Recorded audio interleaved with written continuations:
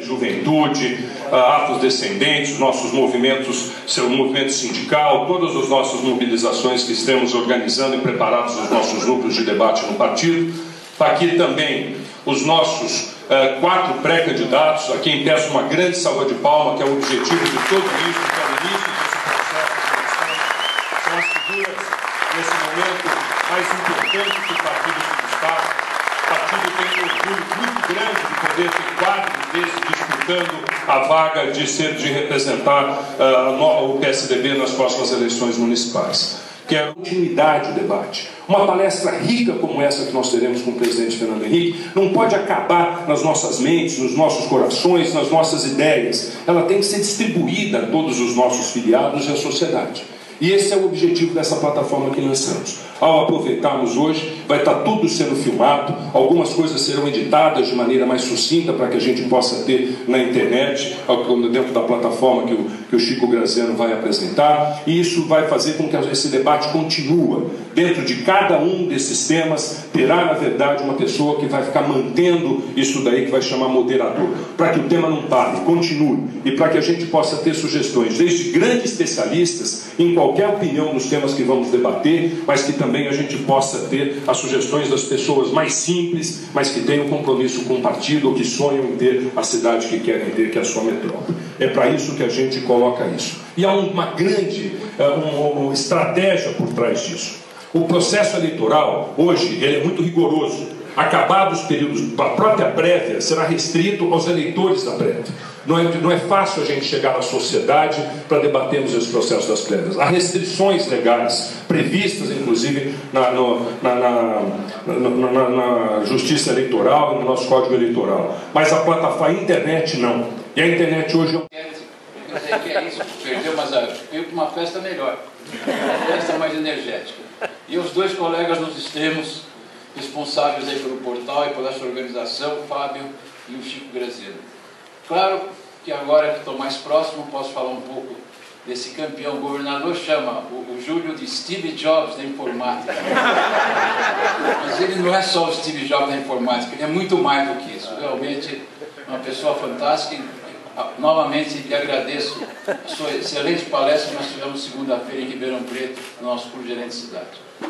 Ao público, em nome do melhor sol do estado de São Paulo, que é o sol de São João de Boa Vista, em nome do Sidney Beraldo, quero cumprimentar todo mundo. Não é assim? Se vocês quiserem ver um pôr do sol, é só ir.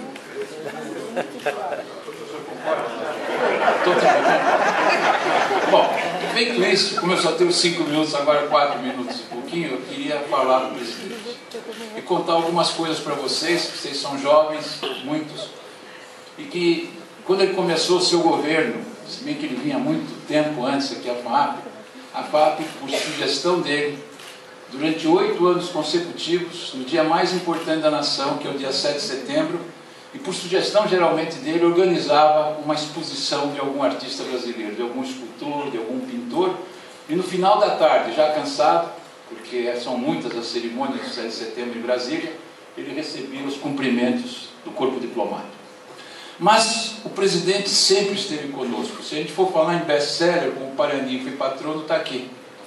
Aliás, ele não sabe como falar não, porque todo ano alguma das 7 faculdades o escolhe para Patrono e para Paraninfo.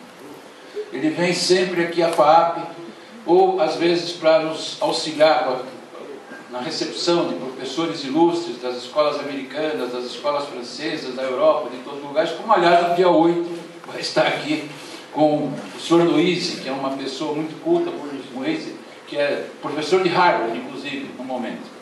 Esteve há um mês e pouco, um pouco mais, né? Com o Iglesias, né? Que o pessoal pensa que é cantor, mas não é não. Henrique Iglesias não é cantor. Que, aliás, ele detesta isso quando eu falo, isso é o cantor? Não. Ele é simplesmente o ex-presidente do Banco Interamericano de Desenvolvimento e outros cargos tantos importantes. O que eu queria falar do presidente, o livro ele lança aqui, quando são vários os livros, então a gente tem vem aqui ao teatro, vive aqui perto. Então eu queria fazer 3 provocações para o presidente, pode ser até que ele aproveite isso na sua palestra. Em 95 ele iniciava o seu governo. Em 1995, senhores candidatos, o World Trade Center de São Paulo era inaugurado. numa região ainda em desenvolvimento. O único que lembra é o Júlio, porque ele vivia indo lá na Prológica, que era um computador meu fajuto que nós tínhamos na época, e outros tantos. Pois bem, o World Trade Center abria ali em 95 e abria junto um hotel 5 estrelas. A metrópole sustentável. Não pedi autorização do Bruno Covas para fazer isso, mas eu tenho certeza que o Bruno, que hoje é o secretário que me sucedeu na secretaria, nós todos precisamos incorporar o discurso da sustentabilidade na política. E nem sempre temos feito isso. Pois o Júlio levou a direção do partido, eu estive lá e todos firmamos este conceito que temos que discutir, não só a metrópole, mas a metrópole e sua decorrência futura. A metrópole, portanto, sustentável. Esse, portanto, é o nome que aqui nos une, que gerou o portal Sua Metrópole. Estes são os objetivos, portanto, do portal: qualificar o debate, oferecer conteúdo, conversar com a sociedade, especialmente com a juventude, e pensar no amanhã, o que significa pensar em sustentabilidade. Eu não preciso me referir a cada um, até porque eu posso errar no nome do professor Vitor. Só digo de passagem, professor Vitor, o nosso Seneghini, todos aqui presentes. E depois que eu ouvi os que me precederam, o professor Vitor conhece a literatura de cidade atual. E o Chico conhece a prática do mundo moderno. Eu não tenho o que dizer. Eu vim aqui realmente para aprender. Porque eu sou de outra época, mas eu sou realmente muito favorável à democracia 2.0. Eu sou de uma época em que tudo que hoje funciona era absolutamente tosco. Só para dar um exemplo de como funcionava o mundo de pesquisa, de comunicação e tal. Eu fiz umas pesquisas faz tanto tempo, nos anos 1950, segunda parte dos anos 50, sobre relações raciais no sul do Brasil.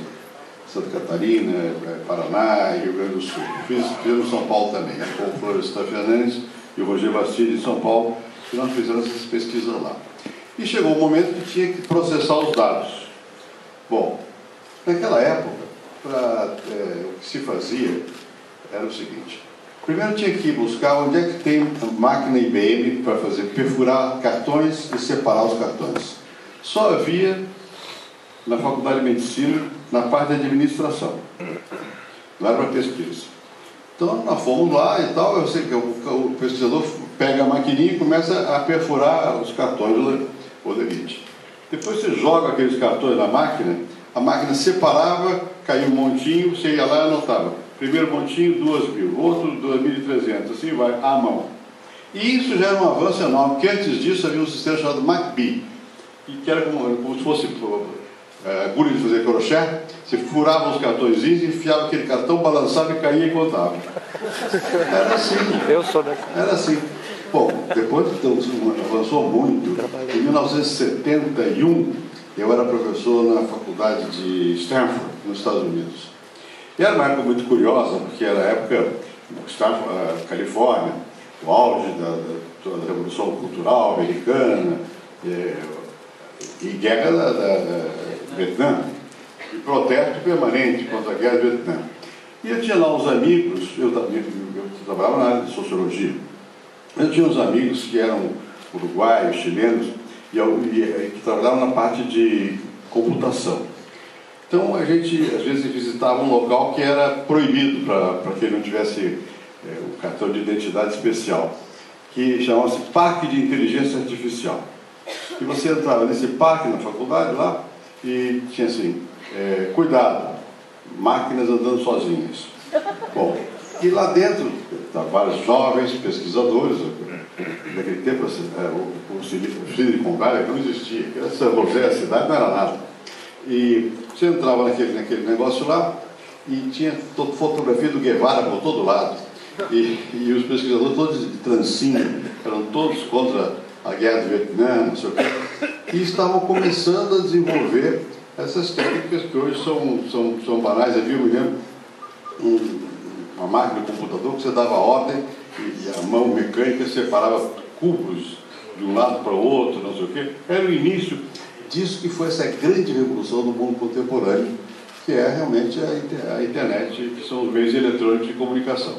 Mas foi ontem para mim, eu assisti o começo desse negócio. Mais tarde eu vivi na Universidade de Princeton, no Instituto de Estudos Avançados, onde o Einstein foi criado para ele esse instituto, e lá foi que se desenvolveram as primeiras hipóteses, tipo da possibilidade de depois desenvolver todo esse mundo que aconteceu. E esse mundo mudou todo modo que nós existíamos, essa é que é a verdade. Não vou entrar em muitos detalhes, eu não vou falar de cidade, mas o fato é que mesmo o fim da União Soviética está muito ligado à incapacidade do regime autoritário de absorver a mobilidade das inovações tecnológicas dos japoneses, dos americanos e tal. E quando houve a miniaturização de todos os modos de tratamento de dados, o sistema soviético, que havia sido muito poderoso, eles fizeram o Sputnik, assustaram o mundo com sua capacidade, mas estava baseado em outros princípios, que eram das grandes máquinas. E quando a direção foi ao oposta, e todos nós temos hoje um computador na mão, eles não acompanhavam. E não podiam acompanhar porque o regime autoritário não permitiria, porque isso dá informação. Então, não é a técnica em si, é a técnica, mas a cultura, mais a organização social, mais a política. Eles não puderam acompanhar. Os dirigentes militares soviéticos, eles entenderam que iam perder a parada. Então, eles começaram a fazer o que se chama de engenharia reversa, a buscar esses gadgets dos americanos, dos japoneses, e copiar.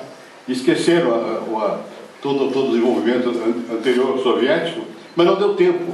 E não podia usar aquilo, porque esse instrumental, a sociedade também passa a ter mais acesso e mais informação, e aí entra em choque com o regime autoritário. Estamos vendo na China alguns problemas dessa natureza. Então o mundo mudou inteiramente.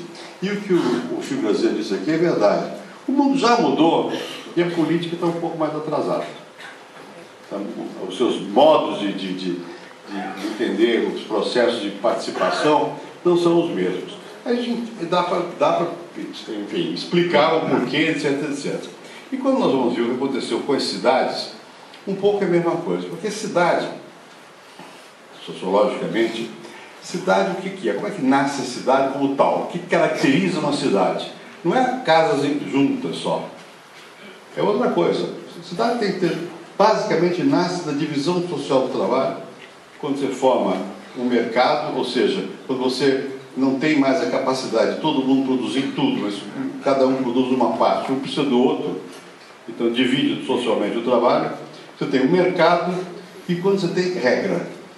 Cidade requer direito e requer divisão de trabalho. Foi assim que nasceram as cidades na Europa e em toda parte. Antes não, no mundo feudal você havia cidade, mas não no sentido técnico moderno, que ela implica num outro tipo de modo como as pessoas se organizam. Ora, divisão social do trabalho quer dizer o seguinte: cada um faz um pedacinho e um tem que estar relacionado com o outro. E se um tem que estar relacionado com o outro, você tem que ter regras desse relacionamento. O direito nasce nas cidades. E as cidades nascem como lugar de liberdade. No mundo, pelo menos na cidade ocidental, a cidade antiga era já uma outra coisa, na Grécia, em Roma, mas tinha um mercado e também tinha liberdade. Também tinha as regras, o direito romano, a cidade grega, ágora, como é que se define, que é um lugar onde você não está submetido a um soberano, a um suzerano. Né? Aí você tem um lugar livre. E o mundo todo não era composto de cidade. O campo não era assim, estava submetido ao suzerano, ao príncipe, ao barão, não sei o quê. Então a cidade já nasce como esse espírito que tem que ter intercomunicação e regras que assegurem algum grau de liberdade. Isso é que é cidade.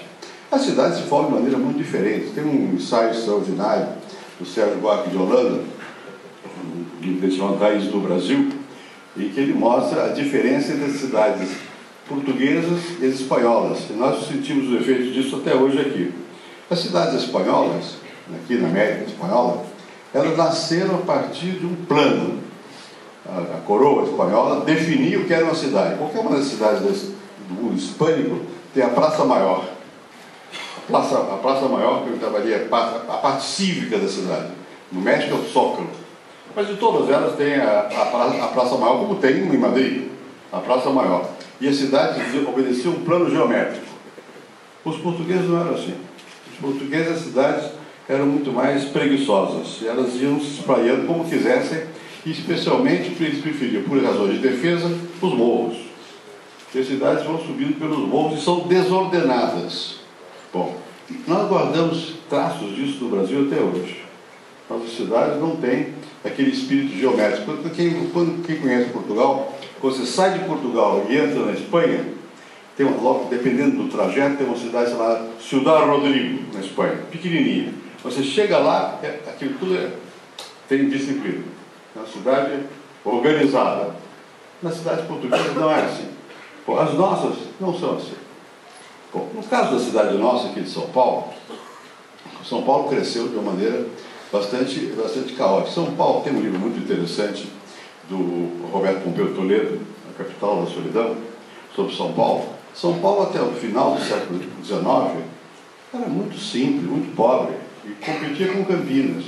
São Paulo começa a crescer como cidade depois das imigrações, da transformação do trabalho escravo em trabalho livre, e como São Paulo tem uma localização especial, e como eu disse que a cidade é a divisão do trabalho, então você tem comércio, tem que ter fluxos que se cruzam.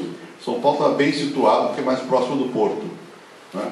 Antes não, porque antes o grande comércio era o comércio de mulas para levar do sul para Minas Gerais, por causa das minas de ouro no século XVIII, e isso era Sorocaba, ou Campinas. E Campinas, na certa época, era mais importante que São Paulo, né? Eu não sei se a cidade de vocês aqui, Araras, naquela época não existia. São João da Boa Vista, então, estava longe. Mas esse é de ontem. Mas no século XIX, São Paulo, no final, é que começa a ser cidade, né? Bem, mas depois disso, São Paulo cresceu de uma maneira muito vigorosa. Por quê? Porque houve a industrialização. No começo do século XX, você tem em São Paulo, tem o primeiro censo, que eu me lembro, que eu saiba, de trabalhadores de São Paulo, foi em 1907. Em 1907, 2/3 dos trabalhadores que viviam aqui em São Paulo não eram de origem imigrante, eram espanhóis ou italianos, eles próprios. Bom, enquanto você vai ver nos jornais da época, já no fim do século XIX, já aparecem os nomes alemães, enfim, os italianos e tal, artesãos, não sei o quê. Então São Paulo começa a crescer e se organiza mais ou menos. Essa cidade se organizou um pouco à la europeia, nesse período. Ela durou até o final da Segunda Grande Guerra Mundial. Depois da Segunda Grande Guerra Mundial, os mais velhos aqui, não sei se, talvez o Roberto Goldman ainda se lembre disso, os outros não creio. Depois da Segunda Grande Guerra Mundial, a mudança em São Paulo foi drástica, porque aí nós tivemos uma corrente migratória fortíssima, interna. Antes tinha a externa, que estava mais ou menos organizada, muito forte, e a administração pública entrou em colapso.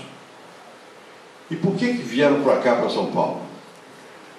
Os imigrantes internos, trabalho, buscar emprego, mas não só, hospitais, porque tinha o Hospital das Clínicas, e educação, né? E vieram maciçamente. Tem muitas pesquisas que mostram por que migrou. Migrou porque quer melhor condição de vida. E a condição de vida na cidade é melhor. E já tinha 5 milhões de habitantes, são 250 mil pessoas novas por ano. Isso arrebentou a administração pública, a oferta de educação, a oferta de transporte, não tinha como. Era uma massa enorme urbana. Bom, essa massa urbana também se espraiou pela cidade de uma maneira bastante desordenada. Havia um vereador, Rodolfo Pereira, alguns aqui se lembram dele, que escreveu um trabalho muito interessante sobre o que acontecia nessa época em São Paulo, e o grande criador de bairros em São Paulo foi o especulador de terreno, que faz o bairro longe, depois pressiona a Câmara, porque tem que ter ônibus, não tem eletricidade, a rua não é pavimentada, não tem água encanada, e como isso não obedeceu a plano nenhum, era tudo desorganizado e muito custoso, porque aí vem o setor público tem que prover aqueles bens sociais que não foram planejados, não houve sustentabilidade nenhuma. São Paulo se transformou numa grande metrópole sem sustentabilidade, ou seja, sem olhar adiante o que vai acontecer. mais adiante não se sabe o que vai fazer e realmente criamos uma situação caótica, aí que nasceu a ideia de periferia das cidades, né? A periferia pareceria ser um mundo alheio ao mundo da cidade. E as periferias cresceram enormemente e desordenadamente. Bom, só que nós já passamos desse estágio. Hoje as periferias estão integradas, crescentemente integradas a São Paulo, né? Bom, e também a pressão demográfica diminui. Nas cidades, estritamente da cidade de São Paulo, já não há mais uma explosão demográfica. Então nós podemos olhar para frente com um pouco mais de esperança de que nós possamos, se nós formos capazes de imaginar uma cidade mais agradável de se viver, isso se transformar em realidade. Agora, não podemos perder de vista o que é realmente a cidade. A cidade é isso, é mercado, é emprego, etc, etc, mas é também convivência, é regra, é liberdade, é participação. E essa participação hoje não pode mais ser pensada como era no passado. Tem que ser uma participação que ela se dá de uma maneira diferente. Isto que o Chico Graziano explicou aqui é muito curioso, porque a participação hoje se dá muitas vezes sem presença direta. Essa relação entre o que ele chamou aqui de ações presenciais e não presenciais é muito complexa, e para os partidos, mas não é só para os partidos, para qualquer organização, e é um problema a ser resolvido. Como é que você vai fazer entrelaçar uma participação que se dá sem a presença física, pelos meios eletrônicos, pelas redes, com a outra que requer presença física? Não está muito claro o que pode acontecer no futuro, e nós temos que começar a pensar sobre essa questão. Como é que se vai dar o enlace entre as manifestações que são esporádicas e que se dão através de redes, e que a pessoa se conecta e se desliga também, não é o tempo todo conectado, não tem propriamente o sentido de pertencimento. Quando você está num partido, você pertence ao partido. Quando você está numa rede, mais ou menos. Você pertence mais ou menos, você sai dessa rede e não pertence só a uma, pertence a muitas redes. Essa variabilidade da participação, e como é que você vai combinar essa variabilidade da participação com certas organizações que requerem algum grau de estabilidade? Essa é a dificuldade que os partidos têm. Porque ao mesmo tempo que eles precisam de ter um diretório, a eleição interna, os líderes internos e que são membros, ele não vai poder, na hora do voto, depender desses. O voto se amplia muito mais, porque a participação hoje é crescente por esses mecanismos que não são os mecanismos tradicionais. Então, esse é o desafio que nós temos aqui, em termos de um processo, no caso aqui, o processo eleitoral da capital de São Paulo, como compatibilizar essas duas coisas. Ninguém sabe muito bem. Ninguém sabe muito bem. Eu recentemente estive nos Estados Unidos e conversei longamente com um rapaz que é do Google, que é o diretor de novas ideias do Google. Bom, eles estão desenvolvendo uma série de ferramentas para, enfim, dinamizar mais a relação e a possibilidade de contatos que tem como algum resultado mais estável. E eles acompanharam de perto o que aconteceu no mundo árabe, especialmente na Tunísia. E é muito curioso, porque houve organizações na Sérvia, na Croácia, não tenho certeza, que desenvolveram técnicas de utilizar esses meios eletrônicos, de redes sociais, mas que não foi propriamente espontâneo. Eles ensinaram também essas redes a convocar pessoas para, em certos momentos, ter uma ação presencial. E isso aconteceu amplamente, está acontecendo nesse mundo árabe. Agora, o que não aconteceu ainda, que é a grande interrogação, aqui no nosso caso vai ser mais fácil, essas redes são capazes de aumentar a participação, mas não são capazes de criar instituições. Como é que você depois define mecanismos mais ou menos estáveis que permitam o processo de decisão? Essa ligação entre uma participação dispersa e um mecanismo de decisão que é estável, como Câmara de Vereadores, deputados, partidos, não está muito clara. Nós estamos experimentando. Isto aqui é uma atitude experimental. Qual é a possibilidade que se vai ter de ampliar o debate, fazer com que desse debate se gerem forças suficientes para influir nos setores, os locais onde a decisão é tomada, e não destruir esses locais, modificá-los, mas não deixá-los à margem, porque a sociedade moderna requer ao mesmo tempo uma participação ampliada e canais reconhecidos que podem tomar a decisão, sim ou não. Mas não tem mais legitimidade a decisão que não é tomada a partir de um amplo debate. Ela tem legalidade. Se ela tiver força de coerção, ela se impõe. Mas as pessoas não aceitam, não acreditam. Então, esse é o local onde nós vamos ter que trabalhar mais e fazer com que dessa participação derive uma legitimidade e, ao mesmo tempo, ela seja capaz de influenciar os locais onde a decisão se dá. No futuro, nós vamos crescentemente ver porque cidade, mas nós estamos no limiar de passar desse ponto para o ponto da qualidade. Não se esqueçam que as grandes cidades, em dado momento, elas podem entrar em crise. Nova York entrou em crise profunda há algum tempo atrás. E a crise não era propriamente da falta de condições materiais, era o que está aqui. Segurança, a criminalidade era imensa, era desatenção, e acabou com aquele símbolo I love New York. Quer dizer, foi amor. Né? Bom, nesse sentido, as cidades modernas, elas, quando resolvem seus problemas básicos, não são todas, né? Elas passam a desejar intangíveis. E entre os intangíveis, alguns não são tão intangíveis assim. A beleza, o cuidado físico com a cidade, o carinho que você demonstra para com a cidade através das praças, das ruas. E isso é muito importante. As pessoas não podem pensar que na discussão na televisão vão querer só saber, vamos criar não sei quantas escolas. Está mudando muito e muito rapidamente em termos de quais são os desejos que as pessoas têm para com as suas cidades. E quando a gente pensa em sustentabilidade, que é um conceito que hoje se tornou moda, no fundo é o seguinte, o que faz com que ao longo do tempo as minhas ações permaneçam e elas sejam benéficas e possam continuar sendo benéficas ao longo do tempo. E os americanos têm uma expressão que eu gosto muito, que chama tipping point. Qual é o pontinho que eu mudando, ele acarreta consequências sobre outras coisas. Então, você faz uma intervenção urbana, tem que saber, bom, eu estou fazendo uma intervenção aqui, que ao longo do tempo essa intervenção vai se desdobrar, vai permitir com que as pessoas se sintam todas partícipes, embora no começo seja uma coisa pequena. E as cidades, o cidadão, quem habita a cidade, valoriza as coisas que qualificam a cidade.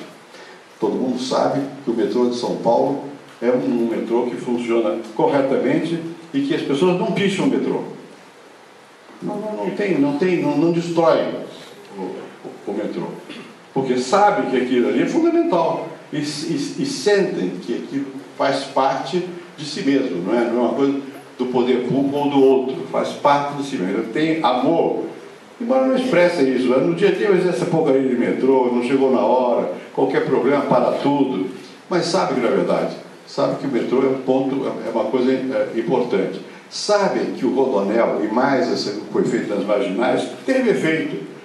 Bom, você pode dizer, pensar uma cidade que tenha sustentabilidade, eu provavelmente não posso pensar a cidade só com o transporte por roda. Não adianta, mas não vai a longo prazo funcionar. Você tem que ter realmente uma interação. E essa interação não é fácil, porque quando vocês vão ver nos blogs, as pessoas dizem o que passa na cabeça. E se alguém dizer, como é que eu dizia a mim, que fui presidente da República, professor não sei aonde, dizer essas coisas? Vai dizer sim. E você tem que ouvir, muitas vezes eles têm razão. E muitas vezes tem que reconhecer que, efetivamente, aquela pessoa que é anônima, que te diz desaforo, mas aquele desaforo contém lá um germe de algo que permite a você retificar a sua visão e não sei o quê. Não vai ser possível mais comandar, pura e simplesmente, a partir de um fiat, de uma decisão e de uma suposição de que você já sabe o que vai acontecer. Você não sabe nada. E quando você começa um processo, como está sendo iniciado agora aqui, é um processo de muitas dúvidas, né? E nós temos que estar abertos a outro.